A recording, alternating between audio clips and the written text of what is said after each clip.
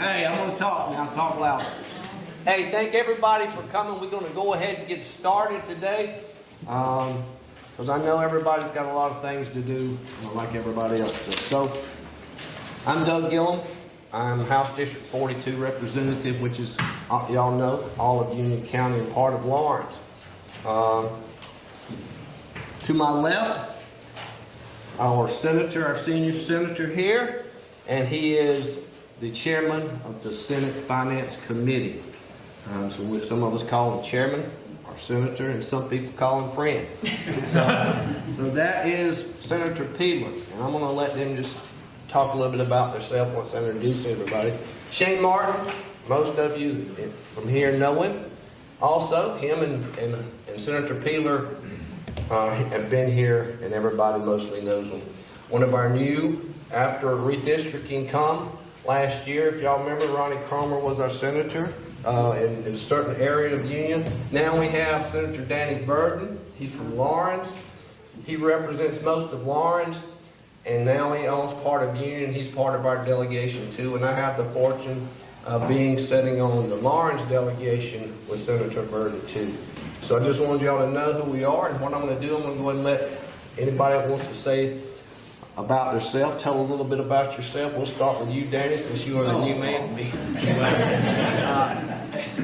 Harvey and Shane let me elbow onto this delegation, so let me just say thank you, not only to them, but to all the fine folk of Union County for the opportunity to serve and represent you. And I'll confess right now, I've got a lot of schooling to do, catching up to do. I'm learning as fast as I can. I guess I got here as fast as I can, but I'm a mom and pop retailer, or mom, pop and sons retailer. I have a farm supply business in Lawrence. With 49 dead ends into 221, take a left, and I'm a quarter mile on the left.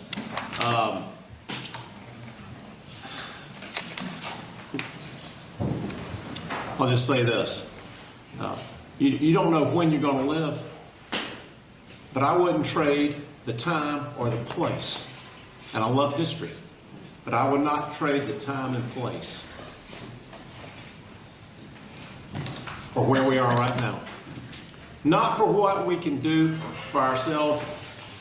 I think a lot of us have transitioned to that phase of life, that generation of life, where we are more and more poignantly reminded that it's not about what transpired in the past, or even so much as what is going on presently, except the fact that what we are doing presently is preparing for the future. So when I see school teachers and school folks here, it's even a more poignant reminder. We are here for those that follow. And I think we all experience that more and more in life. But for the point in time that we are here, I'm thankful to have this opportunity to hear from you and have the opportunity to express your position and your aspirations for our communities as we fulfill our role for you in Columbia. Thanks, Mr. Chairman. Thank you.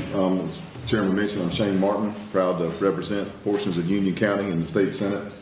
Been with y'all ever since I got elected, and I appreciate it. I think most of y'all know and find me on Facebook, and if you need something, I'm always here for Union County and try to help when I can and shoot you straight.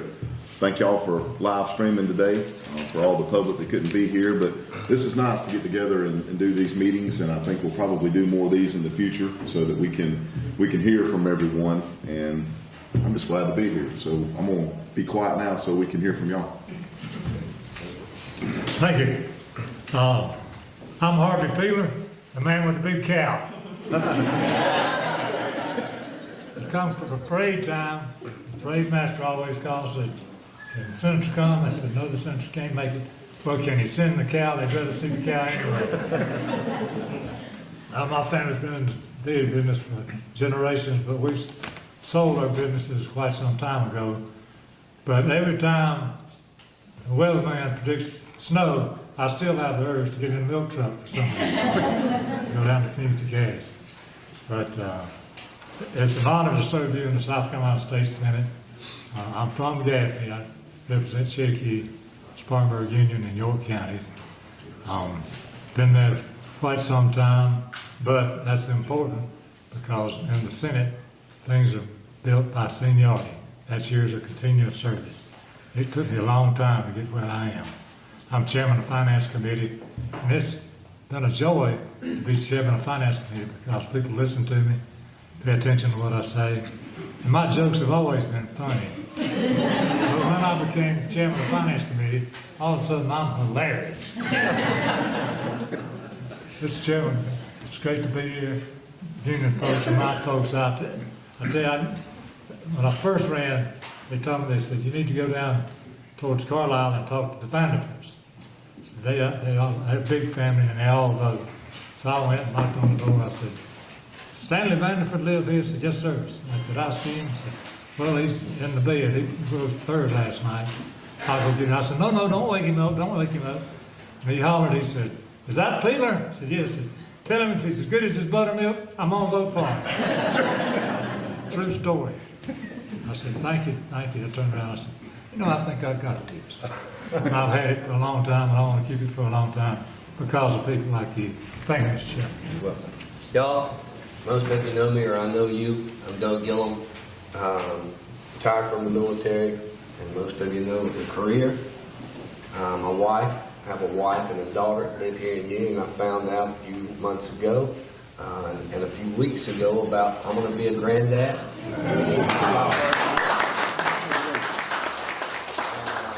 My daughter's having a little girl in June the 16th. And I'm excited, and Pam is excited too. But I want to tell you, I appreciate seeing the crowd out here to come and visit us.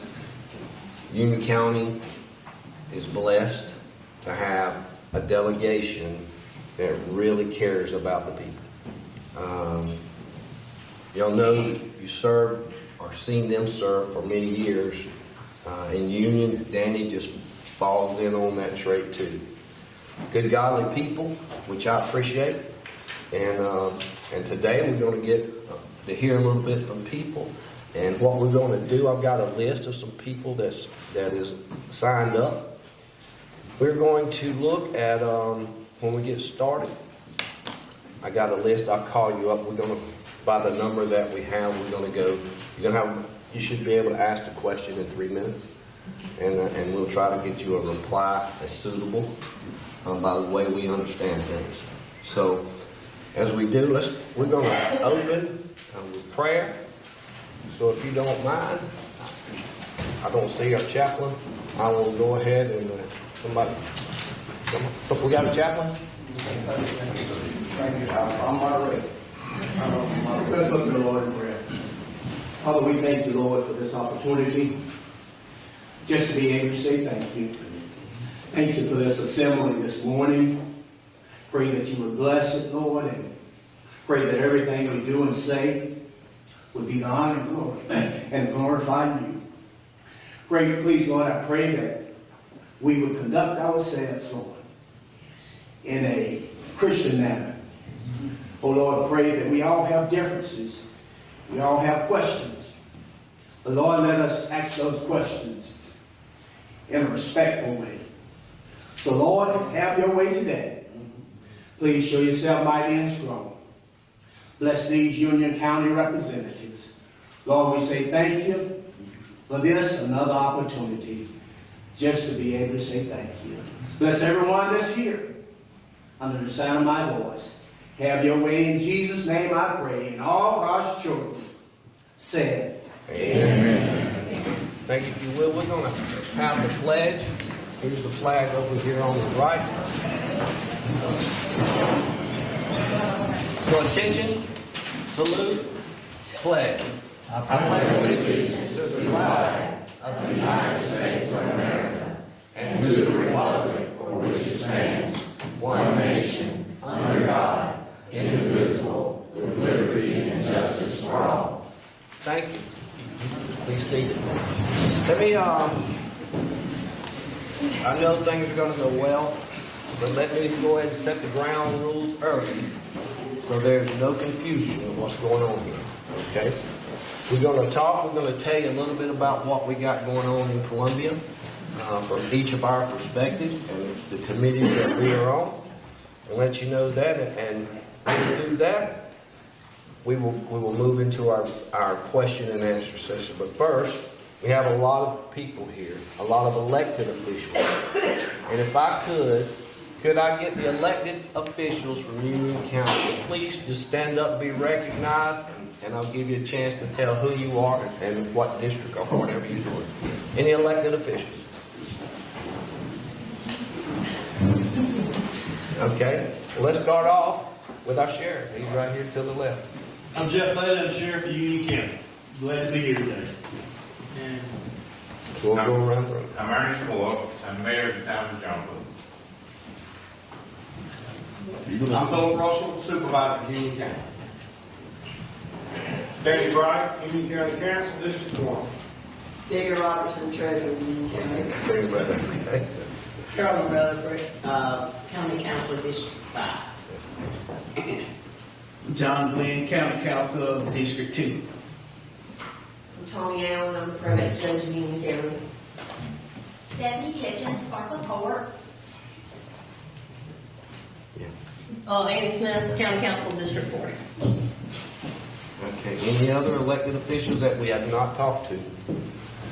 Thank y'all. I appreciate y'all being here and concerned about our county. So,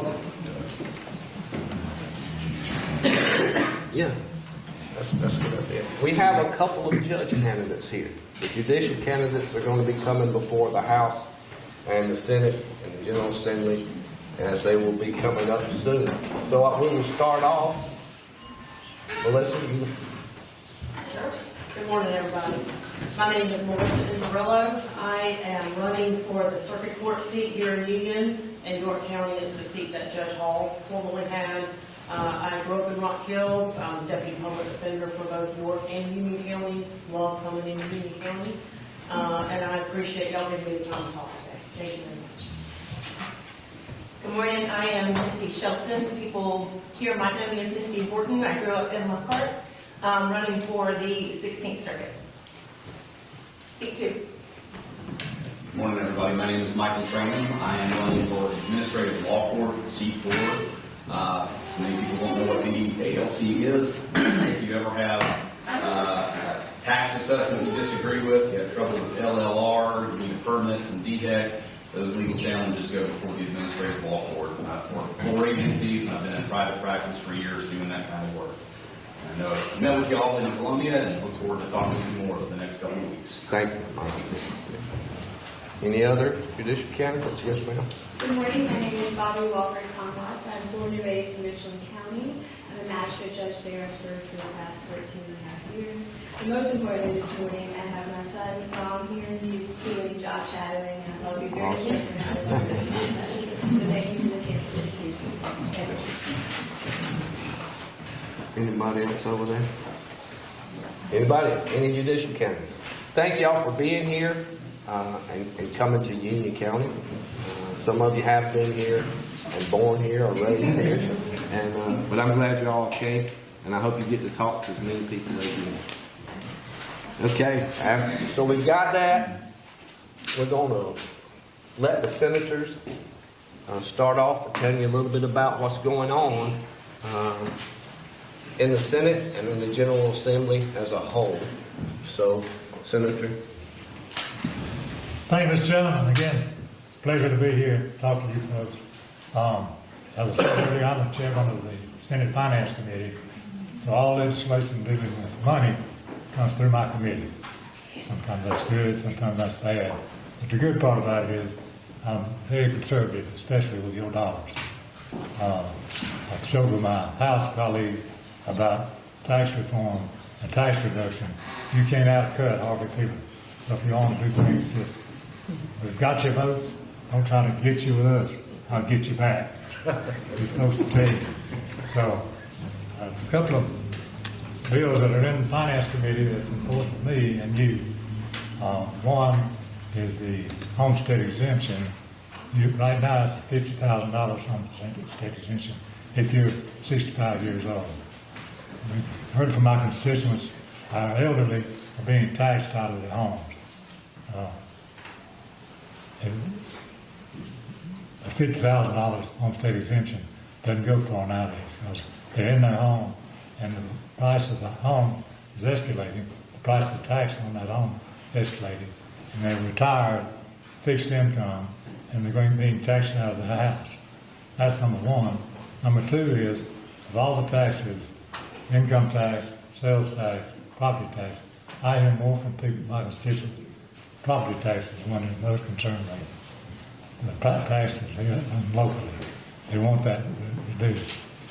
So we have a bill for our committee dealing with property taxes and homestead exemption. And the proposal that's on the calendar now is increase that when you're 65, increase it from $50,000 to $150,000 homestead exemption. And here again, property taxes we hear from our constituents. We're also hearing from people moving into this state from out of state, taking advantage of our great climate, great state taxes, and we were number one in growth in the state of South Carolina, in the United States, number one. And that's good and it's bad. They're flooding in here from out of state, taking advantage of our great environment, taking advantage of our great tax system, but it's at the cost of our people locally. So along with this legislation we're dealing with, we have an amendment that seems to take advantage of this $150,000 tax and homestead exemption. You must have lived in this state for at least 5 years. That's to help keep the benefit to local folks for at least 5 years. But if they're not necessarily in the same house, but at least living here for 5 years on the 4% home. So you'll hear quite a bit of discussion on that. Senator Burton, you with the property homes. I've got a property tax subcommittee, yes, sir. So Senator Burton chairs that subcommittee. He can give you more detail. And then we all want to lower income tax too.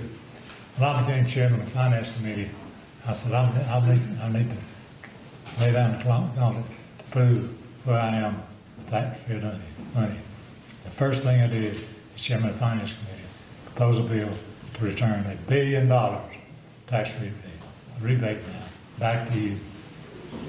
That's the first thing I did. And then lower taxes $1 billion. That started off with the income tax rate at 7%. We've lowered it down to 6% now. And there's a bill that's dealing with income taxes also on our calendar. So we did it with property taxes and income taxes. That's two things that are very important to me. But what's on our calendar now is DUI legislation. We're also number one in DUI arrests. And the big thing that we have about it is once they get caught DUI, they don't stay caught. For some reason, they get out with some kind of loophole, some kind of smart lawyer can get them out. Sometimes the first offense turns to a second offense, third offense, fourth offense. I'm sure the sheriff can share that with you. We've got to address that. So that's what we're talking right now. We'll be discussing that and debating that this Tuesday on the floor of the Senate. So that's a quick snapshot, Mr. Chairman. I'll be willing to answer any questions when the question time's come. Thank you, Chairman. Thank you. Senator Peeler mentioned he is the chairman of finance, and his jokes have gotten a lot funnier. I'm lucky to be one of his subcommittee chairmen on the budget. And what that means is I have a section that mainly deals with law enforcement and our courts. So all of those budgets come through my subcommittee. One of the biggest focuses I've been working on is everybody wants to see more troopers on the road, and we've done a good job of that, and we're going to continue to do more of that, but it just takes time. Once you get the salaries up, which we've gotten the salaries up where they're competitive, now you've got to find the right people. Same with our correctional officers, same with our DJJ officers. Everything we're trying to do is put the money in there so we can get the good people. But finding the good people is hard, and creating an environment to make them stay is even harder. So that's what we're going to continue to work on. We did a pilot project last year with help Senator Peeler and the governor. We paid our uniformed troopers who were on the swing shifts. We gave them a premium because our DNR officers, they were full. Our Bureau of Protective Services were full. State Transport Police were full. All of these other law enforcement agencies were full, but our state troopers were not full. So we were trying to do something to incentivize that. So I'm going to continue to take the charge, and I think what the chairman was talking about is a lot of us, he mentioned Senator Verdon, subcommittee chairman, we don't all try to do the same thing. Like, I have a niche. So I'm working on law enforcement. Senator Verdon's got a niche. Senator Peeler, he is the niche. But anyway, we're all working on things, so we're not duplicating efforts. But we all get support. And the good thing about it, I brag on our Senate all the time. Everything that we've passed that I've worked on for law enforcement, I'm not here trying to take the credit. It's just that I'm the chairman of that section. But it's been unanimous. Republican, Democrat, doesn't matter. It's been unanimous when we bring a proposal out that's trying to make our law enforcement better in our state.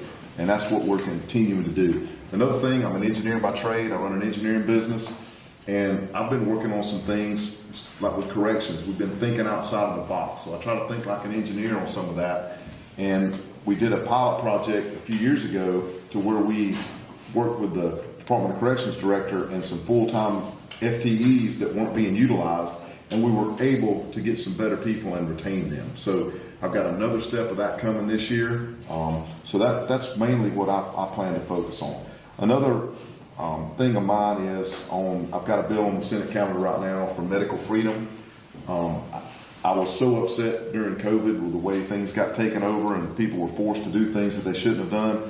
My thing is, I don't want the hand of government forcing anybody to put something in their body that they cannot take out. So I don't think an employer should be able to mandate that you do something. They could recommend all day long. The Department of Public Health could recommend all day long what they can do, but it's ultimately your decision. And, I hear the arguments. Well, they have steel-toe boot requirements. Well, yeah, they do. But what can you do when you get in your truck? You put on a pair of flip-flops, take those steel-toe boots off. You can't take a shot out of your arm that you're forced to take. So I'm going to try to get that across the finish line this year. And we're working on a lot of those stuff. We all work very well together. And but I'm going to be quiet now and not take up too much time. Shane, I'm thinking, I hope I don't get in trouble for this, because I know there's ministers and pastors in the audience, but I can't help but think about what you and I do that's analogous to what Aaron and Hur did. Y'all remember what Aaron and Hur did in the Bible? Yes. They held up Moses' arms. Mm-hmm. I kind of feel like that's what we do with Harvey. I mean, really. When Harvey says that we have delivered $1 billion worth of tax relief on the personal income tax side, I'm saying, no, it is true. You don't out-tax cut Harvey Peeler. And so I'm just kind of basking in the warm glow, Mr. Chairman, of what has been accomplished and how fortunate we are to have been able to serve with you these years. Couldn't have done it without you. Well, I tell you, we are a team, as Shane says, because there is trust factor that we're just reflective of the larger community of the state.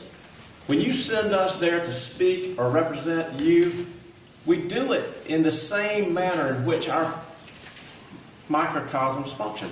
The smaller community here of Union County. You do it based on a lot of trust, a lot of confidence, a lot of symbiosis. And that's what transpires in our roles that we play. Shane chairing the Corrections and Penology Committee. He's running one of Harvey's public sector budget subcommittees. I've got a tax subcommittee on property tax. We can't cover it all. When you hear the complaint that there were a lot of bills passed that not every single legislator read line by line, is probably true. Now, in one sense, you don't want to be negligent and you don't want to be lackadaisical in your work. But it would be disingenuous for us not to acknowledge that we depend on our colleagues who get more down into the actual fine material within their sectors, within their realm of responsibility. So I just wanted to point out that as it relates to either the budget process or the taxation policy, it's a slower process in the Senate, but that's good. we'll take a step at subcommittee or a step at full committee, and then more steps on the floor where we're amending, where we're taking incremental approaches or bites at an issue. Well, that allows, and if you spread that over time, that allows for us to have feedback. That allows us, you can get in trouble in a hurry by taking a hurried big step. You're less likely to get in big trouble taking a little step. So I just offer that out there as, well, what's taking them so long? Or why are they so slow? Or why are they not getting anything done? A lot of times, particularly, and I'm not throwing off on the House, Doug. I love our House members. But the Senate is a slower process, and it is what we call the deliberative body. And the older I get, the more I appreciate that we have that tradition. And during the introduction, it occurred to me that I probably have the good pleasure or the good fortune to represent, I'm almost homogenous, a district, a lot of rural. So I stretch from the Saluda River, from Piedmont, and you'll hear the common denominator as I go through some of these communities. But Piedmont, Pelzer, Williamston, Ware Shoals, Fort Shoals, and then Joanna, Clinton, Lawrence, over here at Union, around to communities on the Broad River. So I stretch from the Broad River to the Saluda River, but it's rural, and a lot of it is older textile communities. Well, not that the focus is on the textile communities, but it is on the working people of South Carolina. The people that have been the bedrock basis of our lower Piedmont culture here for not just decades, but really centuries. Black and white, mixed population of working class, professional, agricultural, rural. It's a sweet spot for me to be able to slide on over here and represent the same community infrastructure or makeup here in Union. I want to salute Shane. I was saluting Harvey on our budgeting and on our tax policy. I want to salute Shane on what he's already mentioned. This idea of medical freedom. We are in transitional times. There's a lot of media coverage right now as it relates to vaccination policies, disease outbreak. Well, again, the Senate, mindful of the fact that the empowerment and the responsibility for whether it be your health needs or your economic needs, even your social needs. Yes, the state, whether it's the church or the state or something other than the family or the individual. Yes, sometimes there is the safety net aspects of what we do corporately for each other.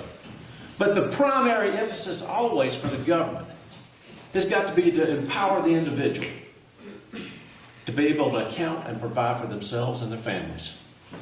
So this matter of how we, in a growing state that Harvey says, people are coming in here from everywhere, how we deliver and provide health care is a salient point for public policymakers.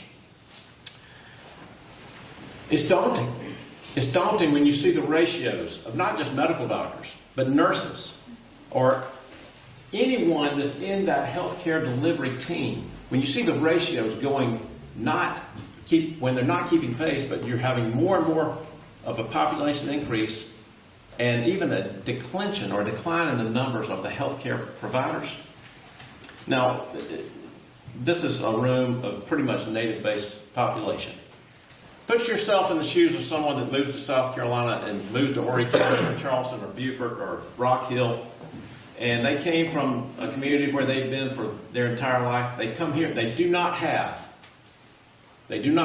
an established healthcare, primary care relationship. Now, that's kind of jarring for us because whether it's our NP or our PA or our doc, our family doc, it's somebody we've probably known a long time. Probably somebody that was picked up by us as a child in the practice that we've been in a long time or affiliated with.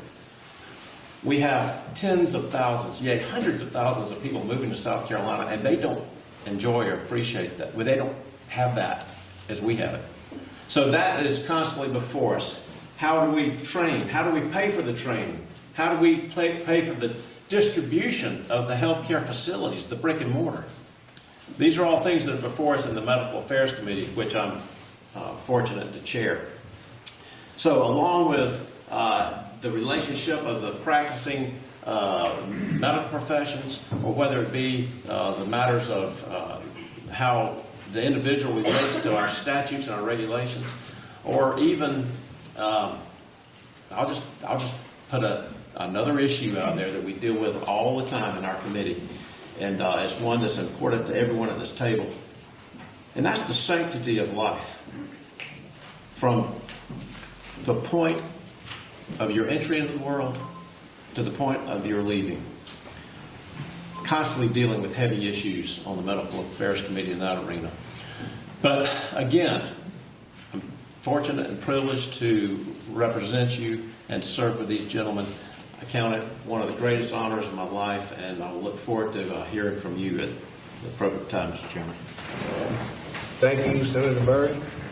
Y'all, I will most of you know me, so I won't be very long to tell you about me. When I was elected and swore in 2019 to the House of Representatives, I was blessed and have been blessed since I've been there. The Lord blesses me to help people. Many of you sitting in this room, I have talked to in an attempt to get help for you or help you. Many of you. And I'm glad that I get that opportunity to help people. And God has blessed our efforts a lot. So I went into the House, like I told you, in 2019.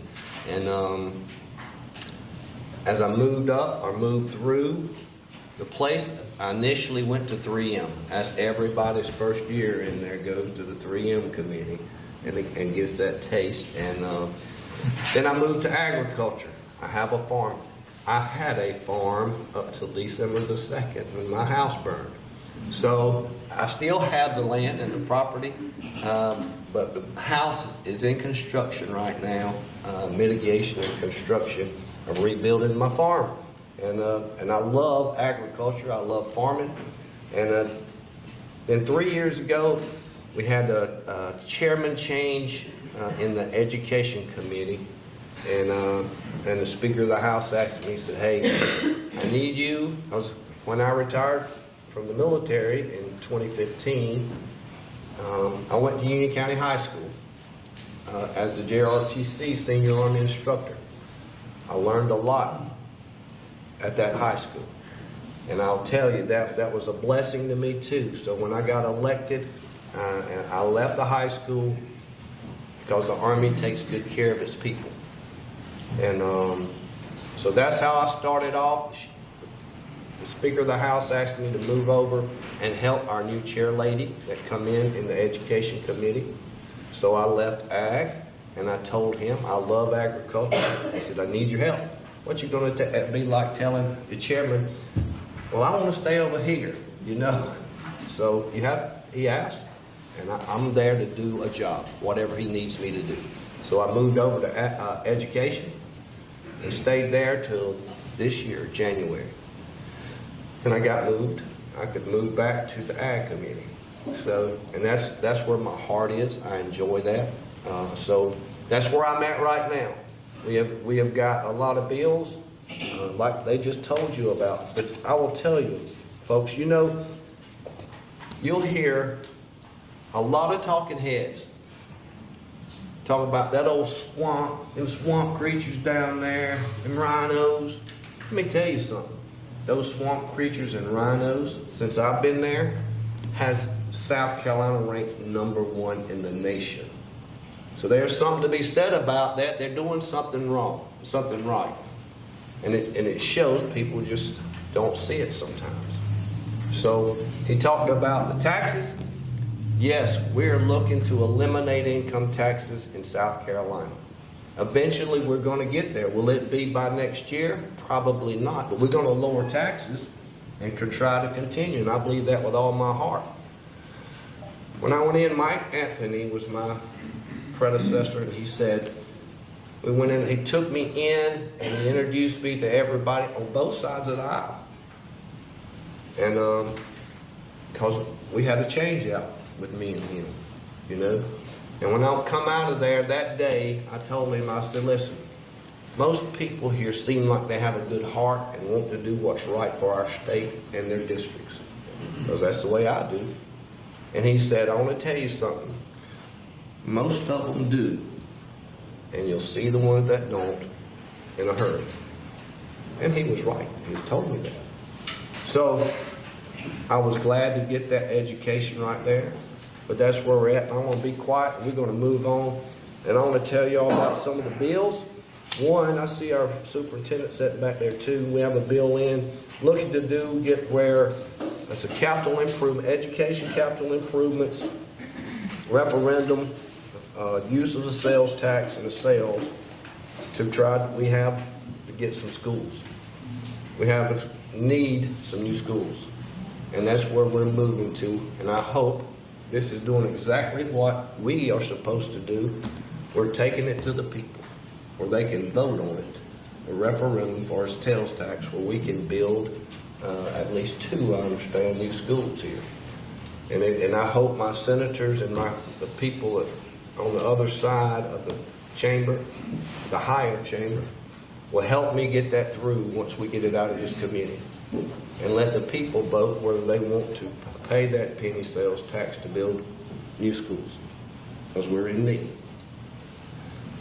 Our school district does very good, but our county is not a rich county. We make it very well, and we're improving every day. We're doing great things here in Union County. And if you can't see it, open up your eyes. And that is the way we got to go forward to do that. And so that's one big thing on our agenda for this year, is try to get help. I've got a couple of bills that I bet I've had, and I'm not going to exaggerate, I've probably had 100 phone calls on over the last 2 years because I put the bill in the floor about critical infrastructure and foreign adversaries owning property and critical infrastructure in our state. And I've got 2 bills. One is for critical, like our water system, our electrical grid, that kind of thing. So those are going through now, and I hope they'll be successful this year. And we got one that we had talked about before. Many of you have talked to me about it.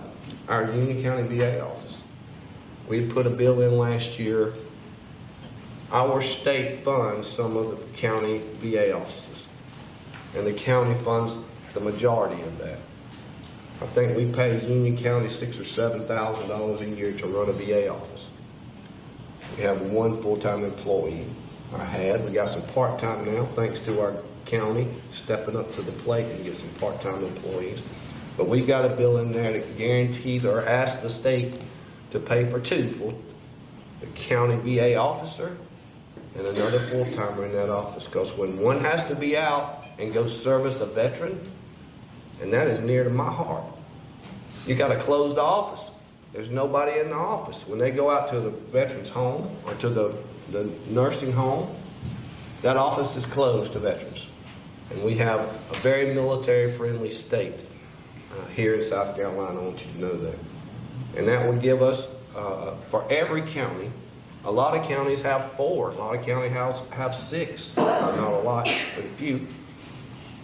But every county should have 1. Some of them have part-timers. And that is what we're trying to do, is just get our office staff for our veterans all the time. And that's the bill that I'm doing. Other than that, folks, we're going to fix to go into question and answers. This is our ground rules. You're going to have 3 minutes. So ask your question. So they'll have a couple of minutes to respond, or me. We're going to take this as a panel because he has more experience than all of us. But I have certain places that I have to deal with in my committees on the House side. He done told you what committees they're on and what their specialties are and what they look to do. So we're going to tag these questions together because we all know more as a group than we do as an individual.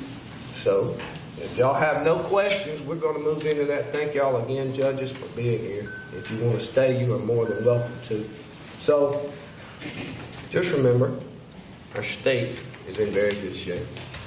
We have good people at the helms. He is one of them, two of them, and it's showing in our state. So when you hear those things about that, just know, step back and look at the real picture. Sometimes reality makes sense. All right. We're going to go start to our calling now on the list. And I think it is McDowell. I don't know how, I don't read this. McNeil. McNeil, I'm sorry. McCall. Okay. Tiffany McCall. Okay. That would be me. Come on. You got it, girl. You can sit right there. I'm here to complain. Okay. I'm good at that. My name's Tiffany McCall, I grew up down here. I'm here about the burnt puppy. Do I have to go better? That would help us, everybody, to hear you. Yeah, I don't know.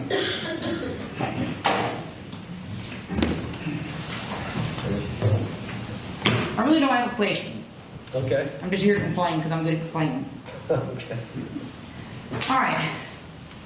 I don't usually do this kind of stuff, but the puppy that was burned has really bothered me a lot. And Kevin Brackett dropped charges. You know, didn't give anybody a warning, just did it out of the blue. And the girl got on Facebook, and I was going to read it verbatim. However, there's a preacher here, and if I did, my daddy would get me. So I can't do that. I just can't. My daddy would rule. But my question is, we won't know why Kevin Brackett dropped charges. Felony torture. When the vet said that the dog was alive for at least 10 minutes. The veterinarian said that. And he dropped charges, and I think what was worse than dropping the charges for me personally was the public apology to them. Because they're not good people. I mean, you know, they're just not. And she got on Facebook and admitted, said she set the dog on fire on purpose, admitted it. But, and she was rude to Jeff Bailey, you know, she threw him under the bus, which Kevin Brackett did too. And he don't answer to any of us, seem like there's nothing we can do for him because he's an elected official. But we want to know why he dropped the charges and why he dropped the charges. Why? Because I'm an animal lover. I volunteered to shelter. I got 5 dogs at home, 5. And I lost one, and I got 2 more that come from shelter. And I love them, they're the best dogs. And I grew up just with animals, I've always loved animals. And this has bothered me so much. It bothered me a lot. So I already know what my question is. Why did he drop the charges? What can be done? Mr. Chairman, I'd like to take that, if you don't mind. Tiffany, I want to first thank you for, you can stand there or you can sit back. I don't want to keep you standing, but if you want to keep standing, that's great. I first off want to thank you for being here today. I know it's not easy for somebody to come and speak to a group like this, and I really appreciate you've done well. Thank you. For taking the time to come and do this. I've seen a lot of chatter about this on Facebook. On my page. Yeah, on your page and many others. A whole lot.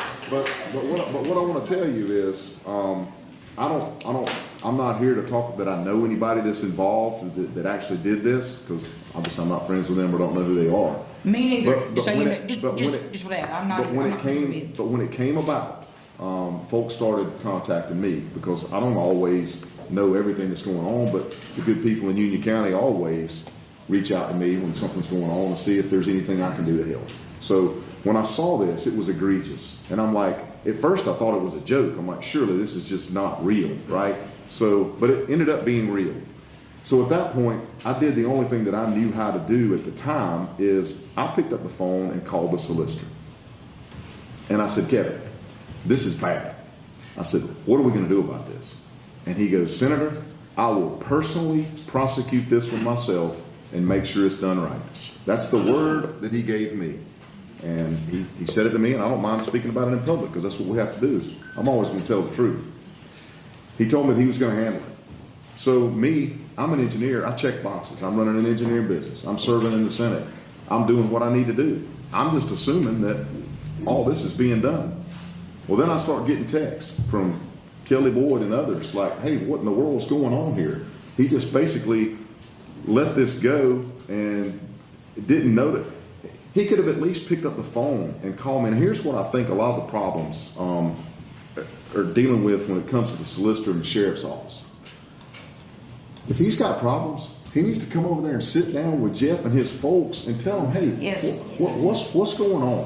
What's the problem? Hey, could we do this and work on together instead of throwing my sheriff under the bus Yes. and throwing all my constituents under the bus by issuing an apology to somebody to burn a dog up? There you go. That's it. So now that it's brought to my attention, had he come to me and said, Senator, I need to talk to you and the sheriff. There's a lot of information you don't know about. He didn't do that. He didn't do that. I'm not here to run the guy down, but I'm just trying to tell you that it could have come to that and it wouldn't have gotten this big. Now what you've got is people who burn up a dog. They were charged. The solicitor told me that he was going to handle it personally, make sure it was done right. He basically puts the sheriff in a bad spot, puts us all in a bad spot. So then what are y'all naturally doing? Coming to me, what can we do? Well, one of my constituents in Spartanburg said it best. Senator Martin's magic wand is broken right now. So I don't have a magic wand, so I try to do what's best. The only other step that I knew how to take, and Tiffany, I think I told you and Kelly this, but I want the public to know it, is I reached out to our Attorney General's office.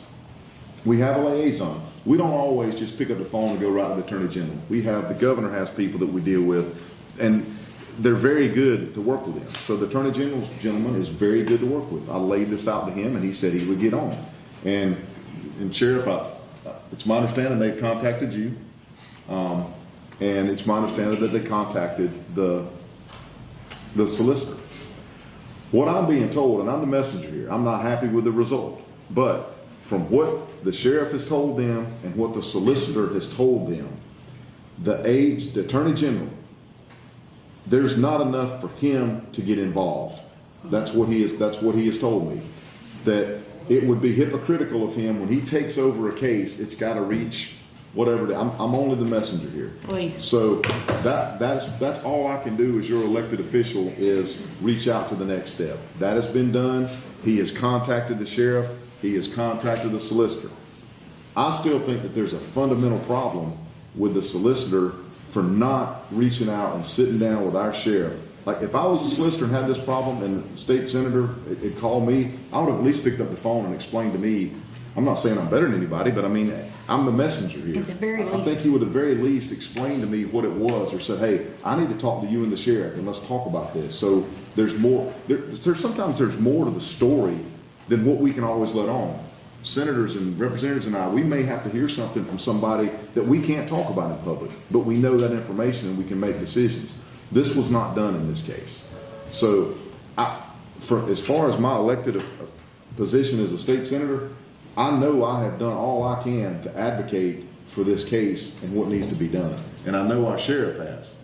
And at this point, I don't know what else we can do other than inform you of what steps I've taken. Now, obviously, y'all haven't called the Attorney General's office yet, but y'all are more than welcome to. I didn't know I could. I will. But I'm just letting you know that I felt like that was my duty, was to keep things moving along and get the right people involved, and that's what I've done. And that's why, Mr. Chairman, that's why I wanted to answer this question and let people know what steps have been taken at this point. Thank you, Senator Martin. And that's the way I understood things too. And because I've even had people ask me about recalls, and we don't do that. But that's and I've heard it too.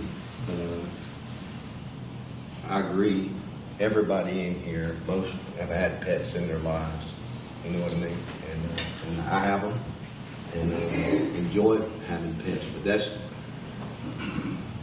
I've been told and understand the same thing that you. Y'all got anything else that y'all familiar with this case that they're talking about? I thank you for stepping up and talking to us about it anyway. In public and on the record. That's why I thank you. Al Wilson, he's next.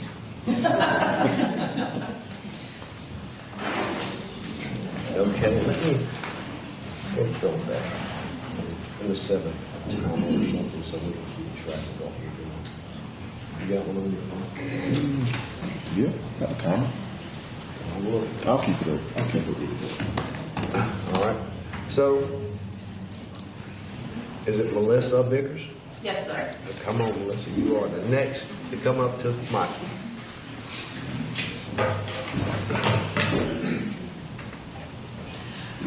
Okay, well, thanks for letting me speak with you today. My name is Melissa Vickers, and I am Justice for Union Puppies medical foster mom. While there are numerous things that need to be addressed with our county, unsolved murders, missing persons, the drug situation, homelessness, I chose to stick with what my expertise is, and that is veterinary medicine. I have been in vet med for 36 years. In September, 23 of those years were spent in emergency and trauma. I have a 501c3. I have fostered, I have bottle fed, and I have taken on the worst of medical cases. I've seen it all, and I've done it all. I moved to Union 10 years ago, so I had dealt with primarily Spartanburg County when it came to abuse cases.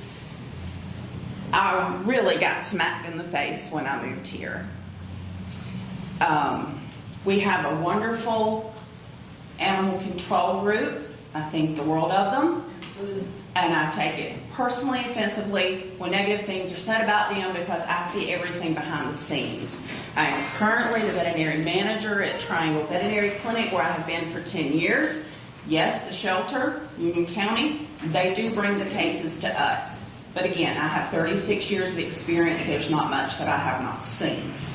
Okay? So we had a case come in that Union puppy that we call Little Richard. And the reason that I want to speak about him quickly, in which I apologize, I'm begging for 4 minutes instead of 3. And I apologize, I only made 3 copies. I was unaware that there were four. If you wouldn't mind sharing, this is from May of 2025 when here you go, sir. When Richie came into Triangle Veterinary Clinic with a trash bag tied around his waist, reeking of feces, urine, scald, maggots coming from his rectum, open wounds in his abdomen where he barely survived the first night. I had to push, and I had to, as we say in the South, show out a little bit to get it taken seriously and to get someone to contact the proper person to get a warrant. Now, with that being said, it's not a joke when it comes to people in animal medicine. Take it very seriously, just like a pediatric nurse or a pediatric doctor would. So those are Little Richie. That case is still pending. He's not my dog, he's my medical foster. I have tried to go ahead and adopt him, and he still has to have more surgeries. As you can see in the pictures, he has half a penis, and he urinates out of a hole in his abdomen. I want him to be my dog, but because of the court systems, and how laws are, he still belongs to Shanitra Jeter. The woman that left him in the cage that did this to him. The dog is on Zoloft because he can hardly function. He is so mentally spent and physically from what was done to him by Shanitra Jeter, but yet I can't adopt him because it's a court case. He's a number. He's a number. And that really irritates me that I can't just go ahead and take legal possession of him. I'm going to tell you, after the burn puppy case, my heart dropped to my stomach. I can't do anything Somebody decides they don't like Melissa, they don't like what she posts, they don't like the fact that she takes no junk. Is somebody in Union County going to be spiteful and come take the dog? Because he's not my dog. And what are they going to do with him if they're like, you know what, we can't stand her, we're going to show her. And listen, I'm speaking from the heart when I say this because I've seen enough in this county and I know enough in this county.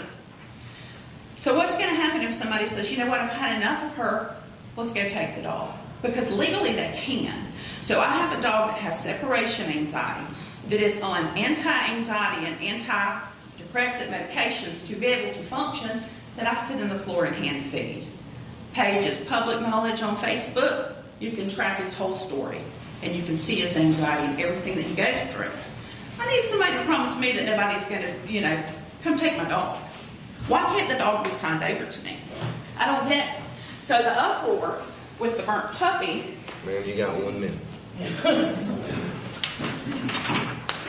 Can I turn this around? This is what was done to the puppy.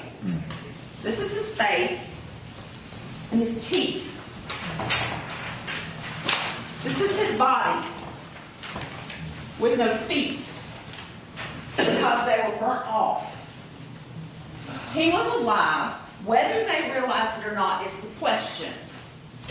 But the point of this is, if you see something, you say something. This mess happens every day. Okay, ma'am. You're done. Thank you. I appreciate it. There's also a copy of the report Thank you. from the vet. Thank you. I didn't get to finish, but thank you for listening to me. I was right there at the end. I tried. Sometimes the Holy Spirit steps in. Well, thank you for We know it's tough. absolutely. You're welcome. Thank you for letting me speak. Okay. Anita? Anita Lady?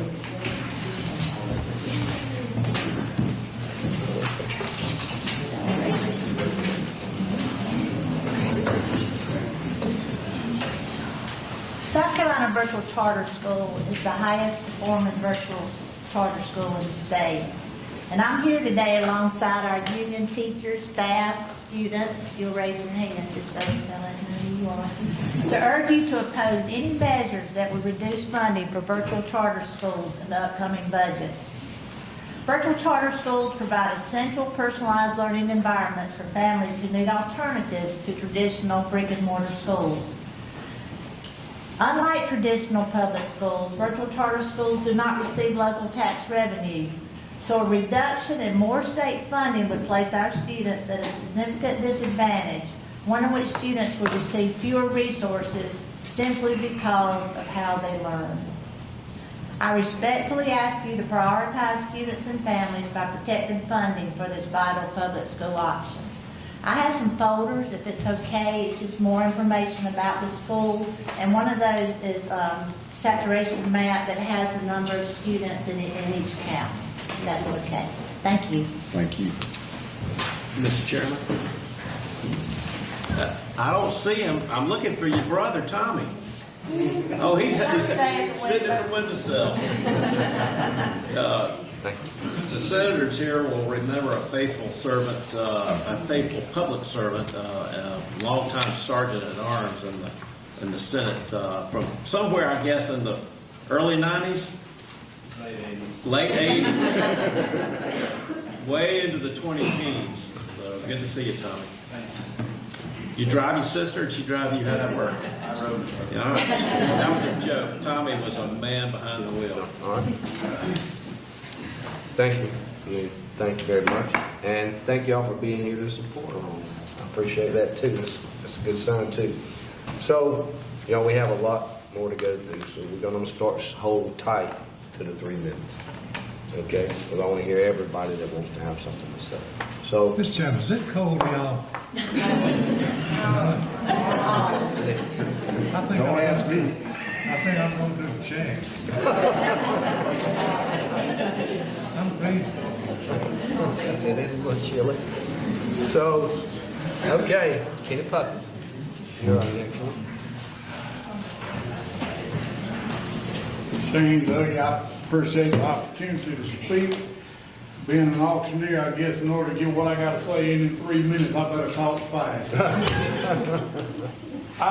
I'm coming, on behalf of law enforcement, on behalf of animal control, on behalf of my family. I'm under the impression of 2020 census, York County has over 200,000 people. Union County has 27,000 people. If you are trying to talk to all of us, and I keep interrupting you, and I tell you to hush and be quiet, I want to hear what you got to say. Your voice don't mean anything. And as of right now, the way we're set up with this solicitor's election, Union County's voice does not matter. If York County wants that solicitor, we have to be stuck with him. He's made it a proven fact. He don't care about Union County. I hate to say it, but you and I pay taxes, which pays the solicitor's salary, and it pays the public defender's salary. It is so sad to know that we pay the salary of someone to represent a person that has victimized us, and they do a better job doing that than the solicitor's office does in defending us as a victim.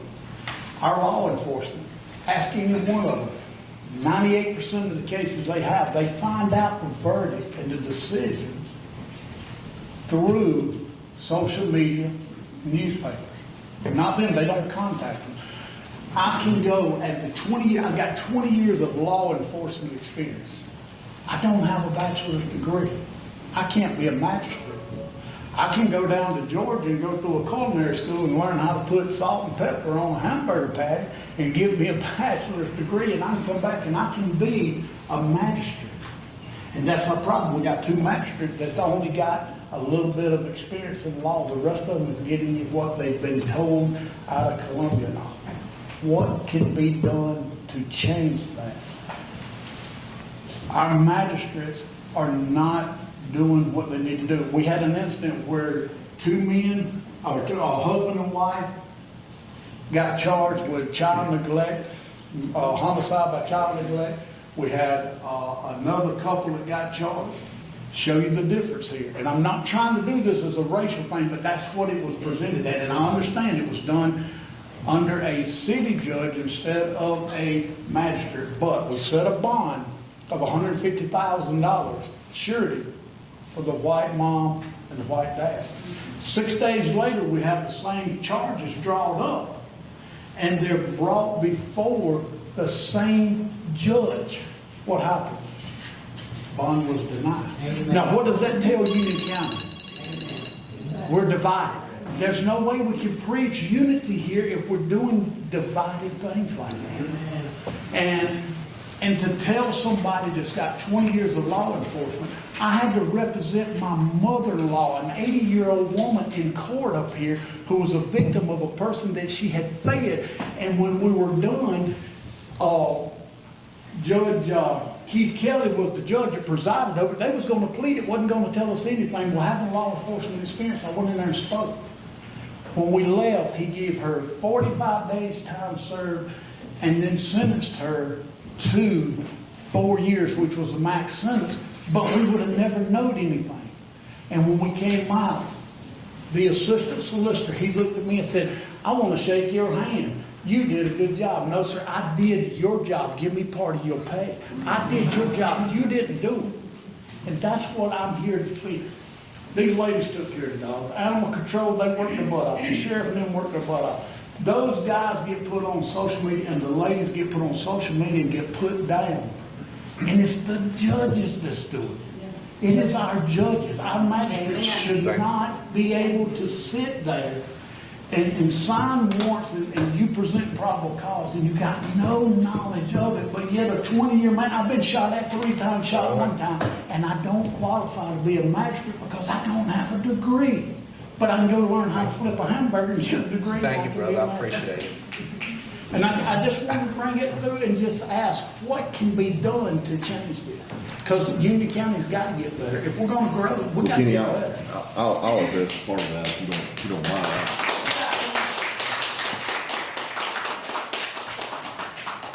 The problem is we were just at the governor's State of the State address Wednesday night, and he's wanting to make all magistrates attorneys.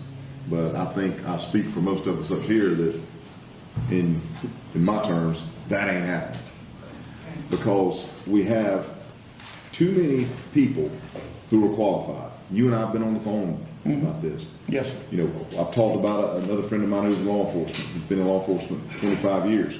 He'd probably make the best magistrate ever, but he's got an associate degree. You know, I would love to see us this debate. I think the way we're effective in this, if the governor's talking about doing this, somebody's going to file a bill. I think we're effective when we bring something up and say, you know what, that's too far.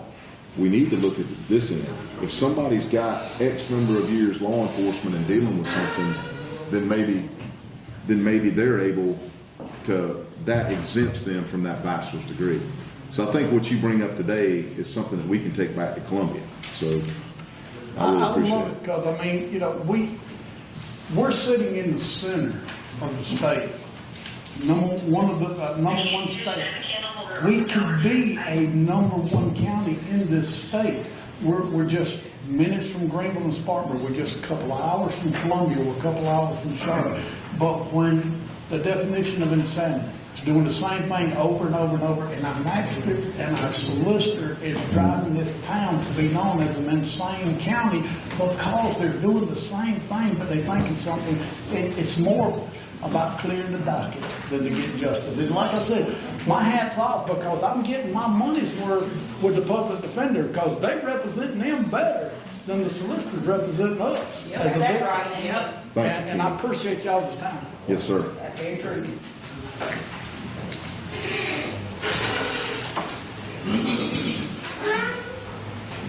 Dora? Is it Dora? Tiffany covered mine. Ma'am? Tiffany covered hers. Will you read this? Dora Patel? You read that? Because I read that. That's all. You want me to read this? Okay. Each 3 minutes, 53 minutes. You got it. All right. Violent crime connection. Animal abusers are 5 times more likely to commit violent crimes against humans. Intimate partner violence. Roughly 41% to 70% of intimate partner violence offenders have a history of animal cruelty. Sexual homicide. 100% of studied sexual homicide offenders had a history of animal abuse. Child abuse in 88% of homes where physical child abuse was investigated. Animal abuse was also found. General criminality, about 70% of all animal abusers have committed at least one other criminal offense. Prior crimes, over 85% of people arrested for animal cruelty have multiple past arrests, with 70% having prior felonies. Partners of abuse and victimization. Children and pets. Children who witness animal abuse are at higher risk of becoming abusers themselves. Timing. Animal cruelty often serves as a warning sign, as 48% of rapists and 30% of child molesters reported committing animal abuse during childhood, adolescence. Domestic control abusers often harm pets and intimate silence or emotional punish human victims, especially during incidents or domestic violence. Mental health, antisocial behavior.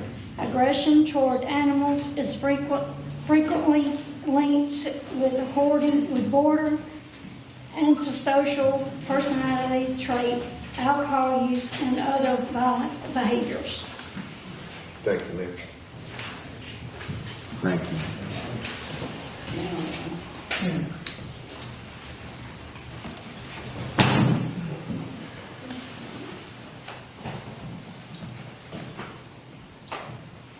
All right, Bonnie Sowers.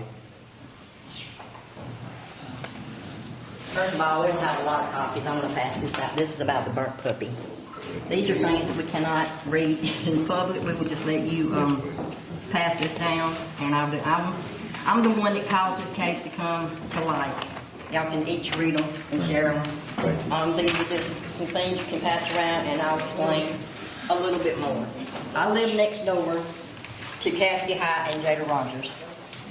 On October 10th, I went to my brother's for a... Ma'am, do you want to stay in your, I hate for you to stand if your legs. I'm fine. Are you right fine? here, Okay.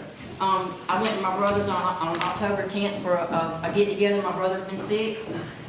Since October the 8th, I had been trying to help Jada and Cassidy with this dog. I walked over, they came over to the house crying. Could you please come look at our dog and tell us what's wrong with it? Well, as soon as I walked in, I knew what it was. It was parvo. I told her, I said, I had a dog with parvo, and normally they don't survive unless you have money to give them, you know. So she said, I said, try the vet. Gave her my phone, she called, she spoke with someone at the vet.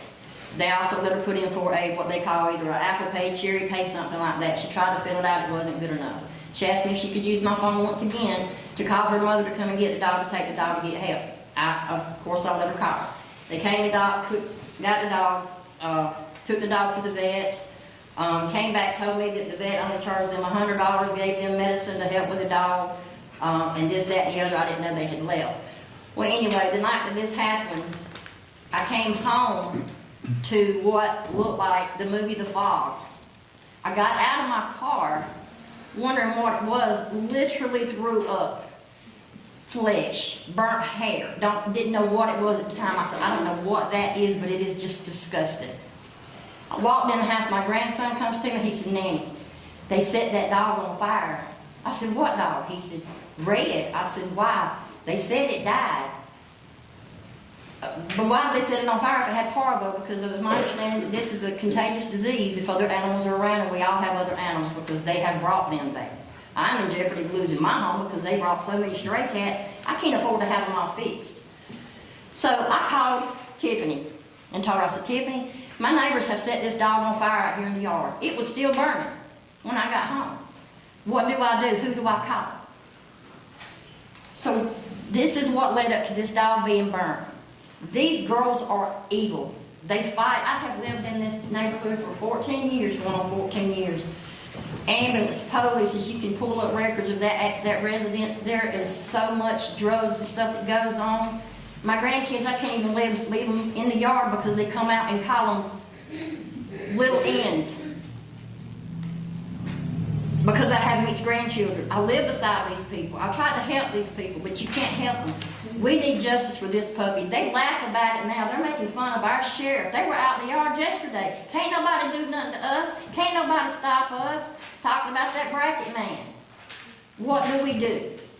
Our county needs to have somebody standing up for these animals. What if it was a child? Jason himself that owns that house makes comments all the time. Used to wonder if they hadn't done set me on fire.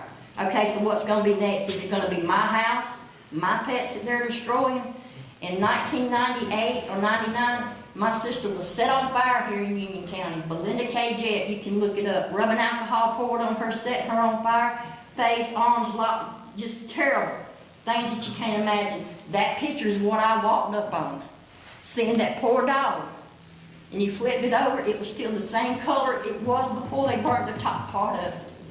It's sad that our county, our law officials, cannot stand up for these animals. What about these children and the animals? They all deserve to be protected. That dog comes into your life, or that cat comes into your life expecting you to love it, not to throw it on the fire and set it on fire and for it to be moved. My grandson witnessed this.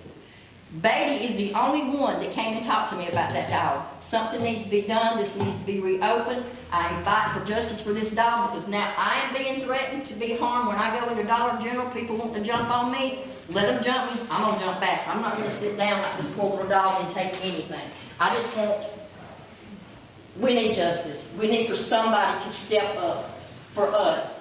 It's not just the people in this town. We all have pets. That is the most disgusting thing I have ever set eyes on after seeing my sister burnt in a hospital like she was, and then I walked up on that poor dog, knowing I tried to help it for 3 days. These people are inhumane. Inhumane. Thank you, Your Honor.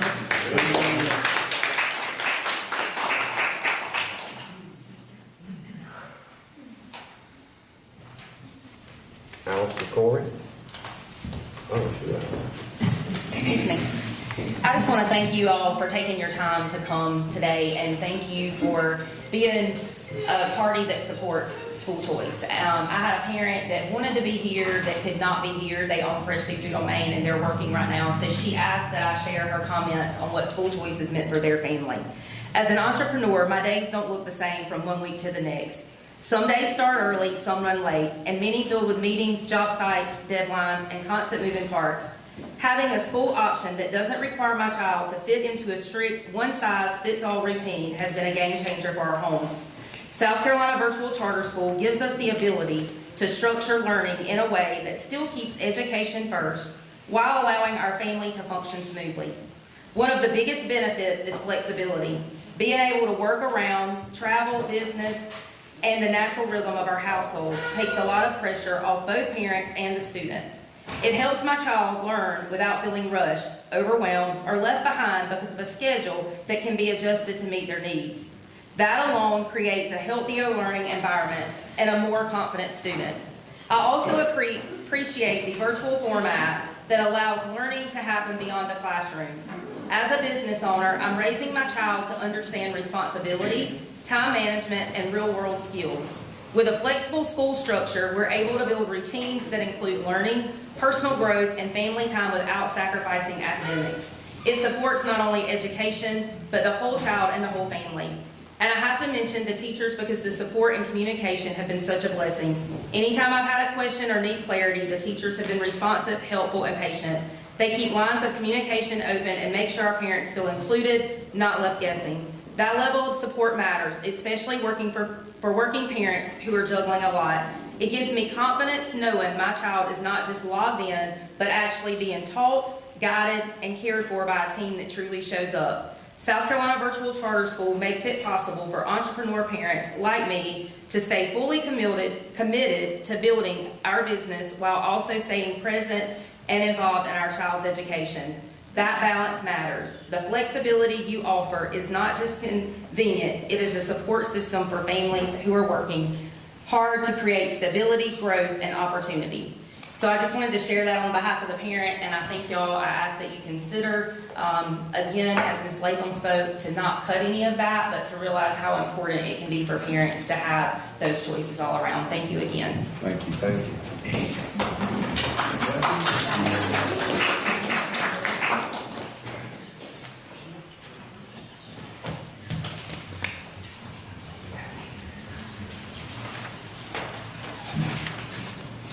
Robert? I have no idea what to say. MSG? That's Sergeant Williams. Master Sergeant, oh, okay. Larry?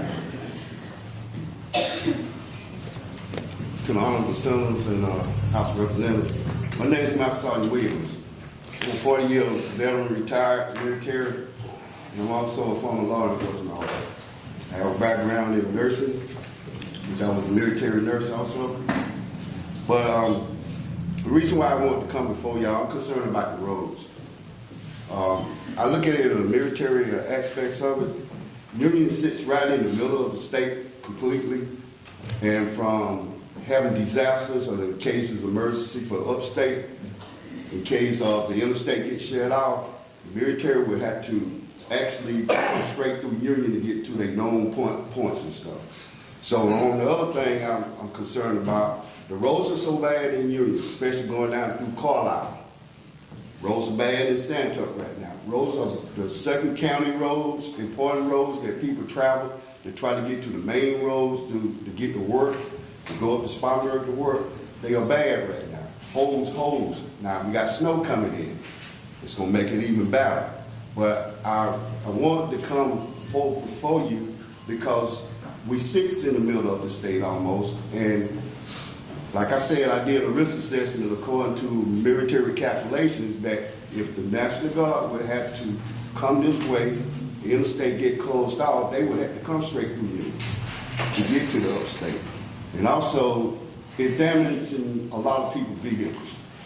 You can buy a $70,000 truck, take it back for the first oil change, then you got to have your front end allowed.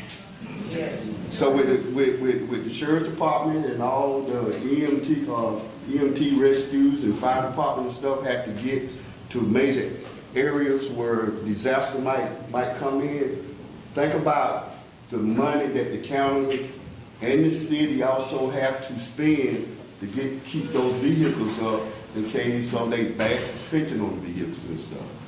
So the most important thing I think is that even though we are a small county, we are a county that need to be given a little bit more recognition.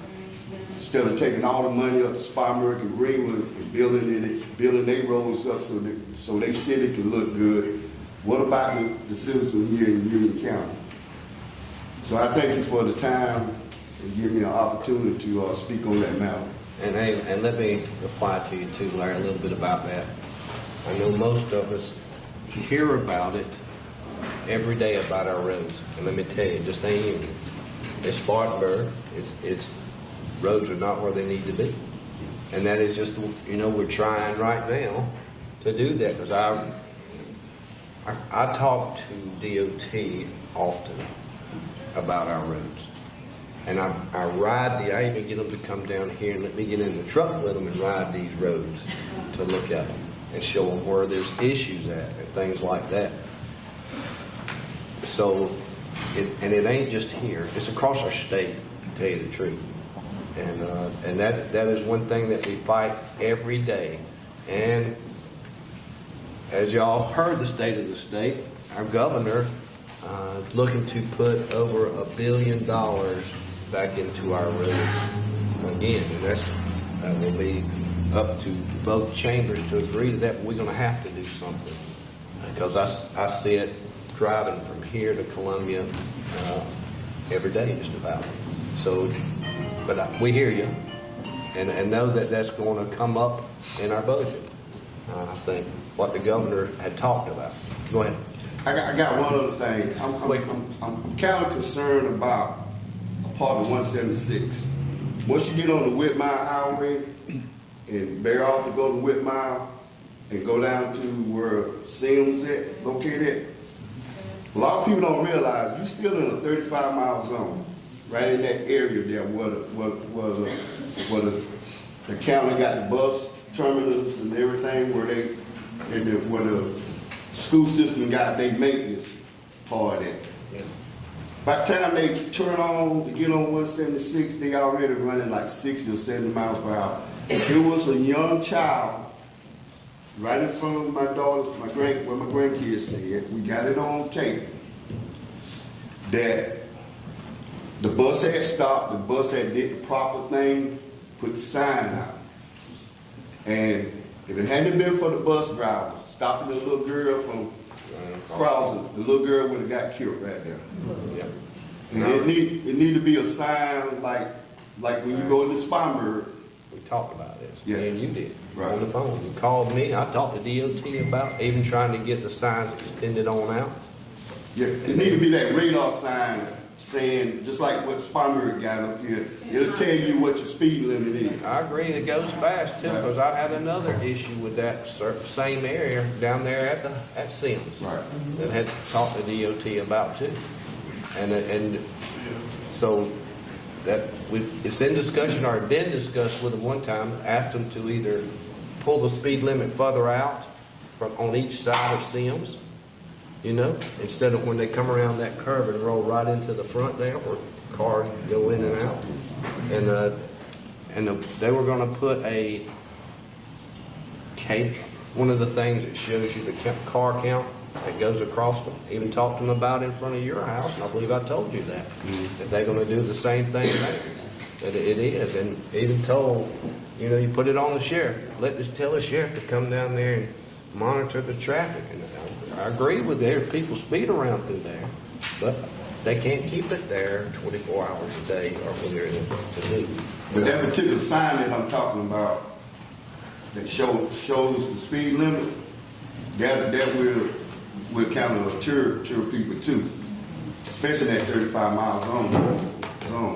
And, the sheriff is doing the best he can. I know he's kind of, short-handed and all of that, and his deputies kind of spread out.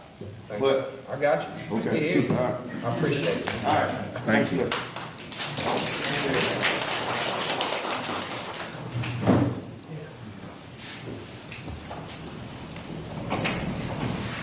All right, Mr. Tyler.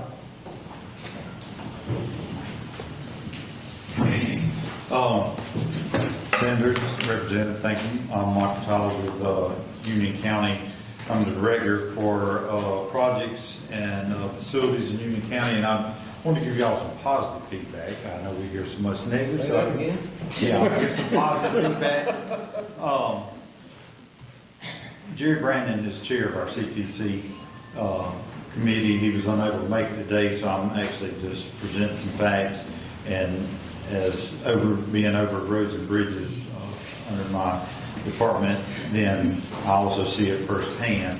But please keep the CTC funds flowing. Union County, we have a lot of county roads that are in dire need of being fixed, but we've been able to correct a lot with CTC funds. Just quick numbers.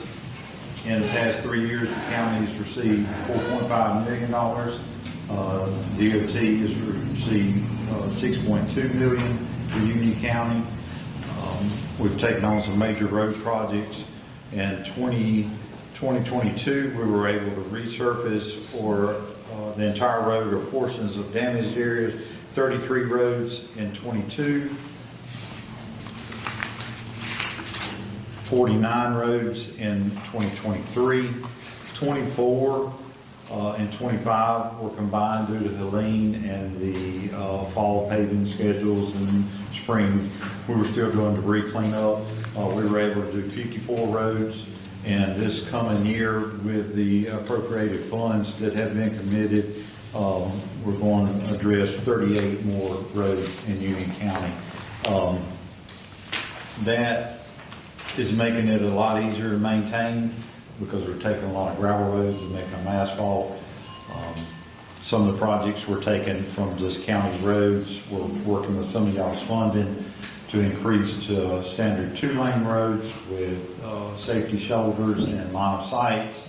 And without CTC funding in Union County, a lot of our small county roads would still be tar and gravel or even just gravel in the shales. So as y'all do the budget, please keep that in mind that small counties that are struggling financially rely on y'all's funding to maintain our roads. And now, I know the gentleman before me was speaking on some roads, but that's also a lot of what he was referring to. The roads were SCDOT roads, but the county does maintain,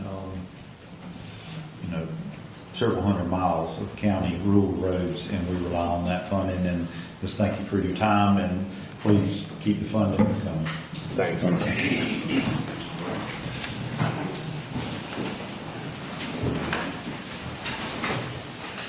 Got two more.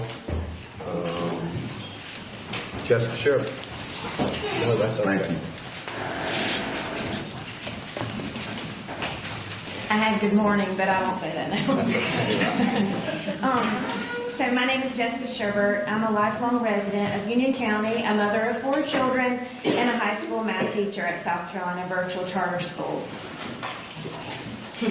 I've been an educator for 25 years, including 8 years teaching and coaching right here in Union County. I'm here today to speak briefly about the importance of school choice and, just as importantly, appropriate funding for schools of choice.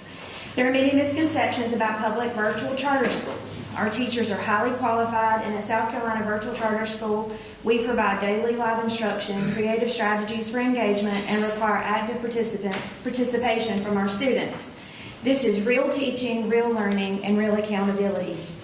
The truth is simple. Not all children learn best in the same environment. Families deserve the ability to choose the setting that best meets their child's needs. I see this not only as a teacher, but as a parent. 2 of my children have thrived in a virtual school environment, while my other 2 were better served at their traditional brick-and-mortar schools. School choice allowed me to meet the needs of each of my children without forcing a one-size-fits-all solution. My daughter joined SCVCS in 7th grade. By 9th grade, she knew exactly what she wanted to be, a nurse. She does not love school, but she is highly motivated and goal-driven. Through SCDCS, she was able to make college-level courses aligned with pre-nursing requirements, allowing her to move more efficiently toward the workforce. She graduated this past May with a dual associate degree from USC Union before she graduated from high school. That opportunity would not have been available to her in our local high school. SCDCS met her where she was and helped design a plan aligned with South Carolina graduation requirements and her future goals. My son is a 9th grader at SCDCS and is flourishing well. A traditional classroom is not the best environment for my outdoor-loving fisherman and hunter who prefers working with his hands while he completes his academic coursework through SCDCS. He also has time to work alongside men in our community, learning practical skills like handyman work, plumbing, and working in agriculture. That flexibility has been life-changing for him and would not be possible in a traditional setting. This is what school choice is about, doing what is best for the individual child. Funding plays a critical role in making that possible. Last year, funding for our schools and schools like ours was reduced. While there may be confusion about how funding numbers are presented, the reality is that virtual charter schools do not receive local funding, yet we are still expected to deliver high-quality education and services. I urge you to consider funding levels for schools of choice back to where they were in the upcoming year. If any of you would like to better understand how our school operates, I invite you to see it firsthand. You are welcome to observe my live class or visit my home where my son learns daily. I serve as the site coordinator for the Spartanburg area and would be happy to show you how we ensure test security and provide appropriate testing environments for our students. Please ask questions. Please learn more. Schools like ours are not a replacement. They are a necessary options for families across South Carolina. Thank you. Thank you. I may take a look on that. Sir? I may take Please a look. do. You're welcome. Jessica, I wanted to Yes, thank you. I wanted to thank you for pointing out. A lot of times people don't think that they are public schools. They're We public are. schools. But you pointed out the reminder that I think we all needed is there's no local funding. That's where they lose when they do the funded formulas.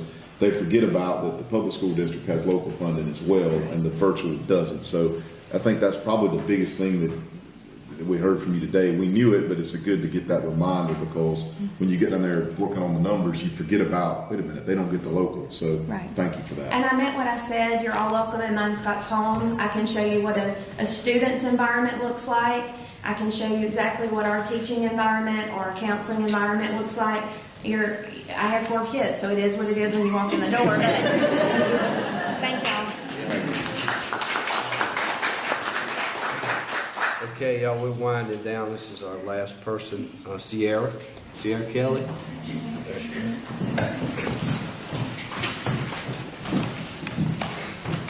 Good afternoon. I am Sierra Kelly. I am the Chief of Community Engagement and Public Affairs at Regenesis Healthcare, and I'm here on behalf of Marlon Hunter, who is our CEO. And we just want to take time to say thank you.